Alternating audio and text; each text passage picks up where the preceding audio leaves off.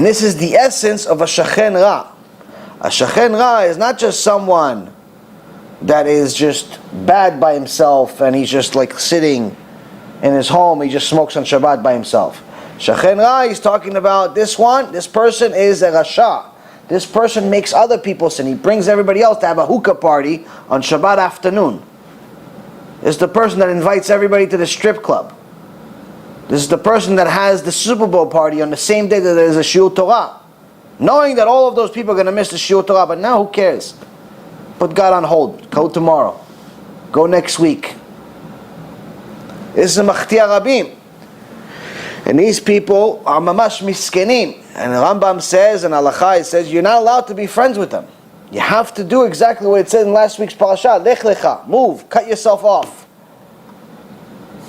Cut yourself off. You cannot stay connected to these people. And that's why it says, Al titchaber larasha. Do not associate it with the wicked person.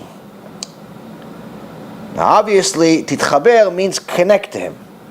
Now if you're in a business of doing kiruv, this makes it very, very difficult. If you have family, like pretty much everyone in Am Yisrael, that has people that are secular in your family, friends that are secular, people you care about that are secular, this is a very, very critical thing to listen to. Al titchaber la'asha. What does it mean, al titchaber? Don't be so connected to them. Yes, you're allowed to come in, teach, leave.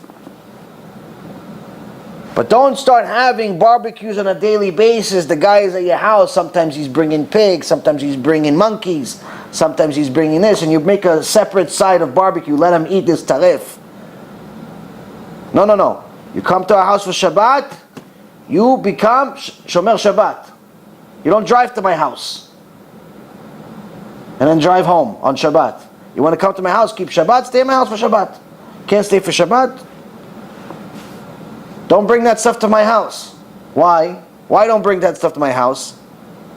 Why don't drive to my house on Shabbat and go home on Shabbat? Because I have little kids. My little kids, it's tzaddikim. They don't know what a chiloni is. They don't know what a secular person is. They see somebody driving on Shabbat that I'm honoring and saying, look, this is my friend Tzvika, this is Shmuli, and this is Danny. They all came to celebrate Shabbat with us, and after we talk and we schmooze and we talk about Avraham Avinu and Moshe Rabbeinu and all these wonderful things, and everybody smiles and everybody eats and everybody celebrates. Okay, good night everybody, and they go, and the little kids see them from the window, tick, tick, tick, tick, tick, turn the car, and they drive. Abba, what happened to Avraham Avinu, Moshe Rabbeinu? They said, don't drive on Shabbat. Why is Danny and Shmuley and Tzvika driving? What are you going to say to them? No, they don't know? What are you going to tell them? The kid's not going to understand they don't know. You just talked about Moshe Rabbeinu. It seemed like they knew fine. So, you can't connect to them to such an extent that you let them sin inside your house. Listen, I understand it's difficult. Some even say, listen, if you're going to invite them the first time and they drive, the next time don't let them. Personally, I don't think you should let them sin at all, ever. Because if it's okay once, why is it not okay twice? If it's okay for him to drive on Shabbat for 1 year, why is it not okay for him to drive for 2 years? And then 3 years, and 4 years, and 5 years, and 10 years? It's either true or it's not. The fact that he's not willing to accept it right away and keep Shabbat right away, I understand. But you have to let him know that, listen, when you're here, when you're in my house, you have to keep it. Just like if you go to a house where it's part of the etiquette of the house to take off your shoes when you come in, what do? You take off your shoes. If it's part of the etiquette of the house to take off your hat when you come in, what do? You take off your hat. You do what is the custom in the place that you go. It's no different than anything else. You want to go to the house for Shabbat, go to the house for Shabbat. But to have these people that are completely anti-Torah over your house and allowing them to desecrate Shabbat openly like that is going to create problems in your life.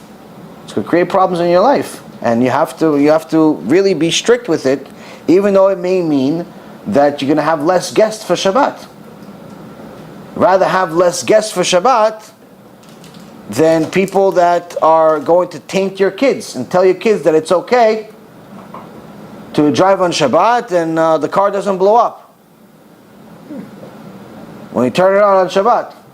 Because really all you have to stand on with little kids, this is one of the things that people don't understand. With little kids, if you want kids to stick to Judaism, to stick to Torah, without letting go, without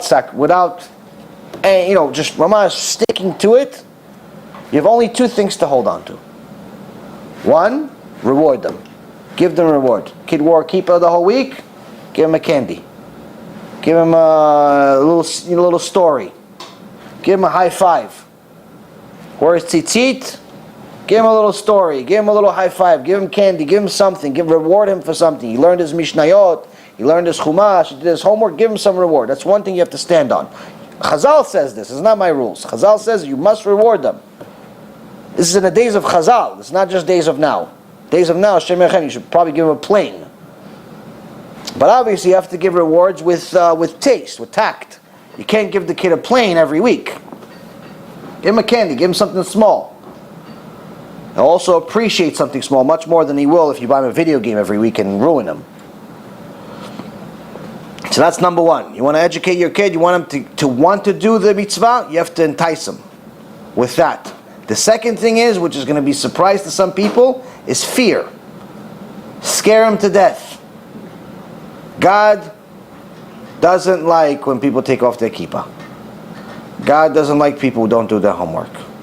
And you have to let him know. The fear of God, you tell him one time to a kid, they'll listen forever. They'll listen forever, I'm telling you. I know this for myself. When I was a little kid, even though we didn't keep any, much mitzvot, when I was 10 years old, we kept a few things. We went to a religious school, but as soon as we landed in America, we became goyim. Didn't keep anything, except holidays and, basic. In my opinion, we didn't keep much, but whatever. Some people may consider it mesolti. Just like part of the stuff. In my opinion, based on what I know today, we kept nothing. But it doesn't make a difference. The point is that we came in, we keep some holidays, kosher whenever it's convenient. But what did I make sure to do my whole life? No matter what. Doesn't matter if I'm dating a non-Jew. Doesn't matter if I'm doing whatever. Doesn't matter if I'm eating taref. Doesn't matter anything. What am I doing my whole life? There's two things I did my whole life. One, every time I have a piece of paper, always put Be'ezrat Hashem on top right corner of the paper. Anytime I write anything on a piece of paper, always had Be'ezrat Hashem, the bet and the hay. And second thing is Shema Yisrael before I go to sleep. Why? Because my mom told me this is what God wants. When I was a little kid, said, listen, or my teacher told me about Be'ezrat Hashem, and my mom told me about Shema Yisrael. It's good to say before you go to sleep. God wants it. God is almighty. God is great. God is everything. Nobody told me God punishes people who don't keep Shabbat. People told me God wants you to say Shema Yisrael before you go to sleep. God wants you to put His name on a piece of paper. Okay, so that's what I did. You tell little kids, this is what God said. You put the fear of God in them, they'll do it. And that's the only thing you have to hold on to until they have enough Torah knowledge that they learn in school, Be'ezrat Hashem, and at home, that it's become part of them and they want to do it. But before you get to Ahava, before you get to love of Hashem and desire to do His will, you have to have Yirah. You have to have fear. There's no Ahava without Yirah. So this is also another reason why it's very, very dangerous to have Reshaim in your life. If you have a community full of Reshaim, full of people that are wicked, full of people that are against the Torah, they could ruin your kids. This is also why you unfortunately hear sometimes that rabbis that move to new communities that are full of secular people, trying to help them do tshuva. And sometimes their own kids, the rabbi's kids, get tainted, get hurt because of this. The kid goes off the derech. Because the rabbi can't be with his kids his whole day. He has the community, he has to learn, he has this, he has a lot of things to do. So his own kid's going to grow up.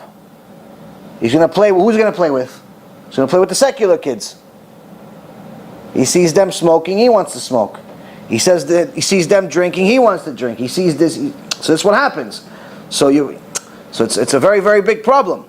It's a very, very big problem. And it's very dangerous to be in a place like that. It's better to not go in most cases, but it's also Mesirut Nefesh. The Rabbi, B'ezrat Hashem, will have enough siyat lishmai that his kids do tshuva. But nonetheless, the point is that the Mishnah here is telling you that when you are connected to Reshaim, you are going to be infected by it. You're going to be infected by it.